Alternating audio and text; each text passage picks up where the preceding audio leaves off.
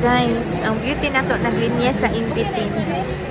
Mo ko nag-expect nga taas di ay kaayo, grabe kadaghan sa mupalit. So bago raman ni nag-open sa Sibuno. Ay, sorry. Kailan ko. Ang akong kape.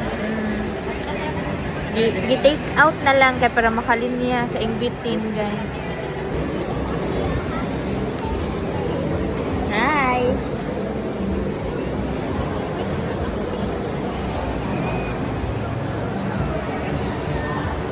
Gamay na lang daw ang nabilin nga flavor.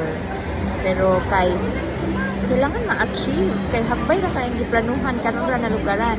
I'm not sure if the previous days are daghan the same karon, pero karon daw is Hupya Day.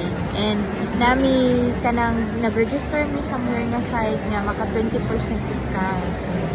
So ang goal is hurot na ko tanang flavor pero dili na siya ma-achieve kay marag obi munggo na lang ang nabilin. Pero I still like obi and munggo naman kay tanan nilang varieties of lami jud. Una lang jud ni atong naapsan guys no nga mga flavor. Actually may kay nakakuha pa tag obi. Una lang jud ang nabilin. Si yan ay kataas ang kinya. Oh. Tuwa ka dito, nakuhat ka ng mga nag-input sa bangko, kahuhat ka na sila. Guys, ang display nila, puro na lang munggo.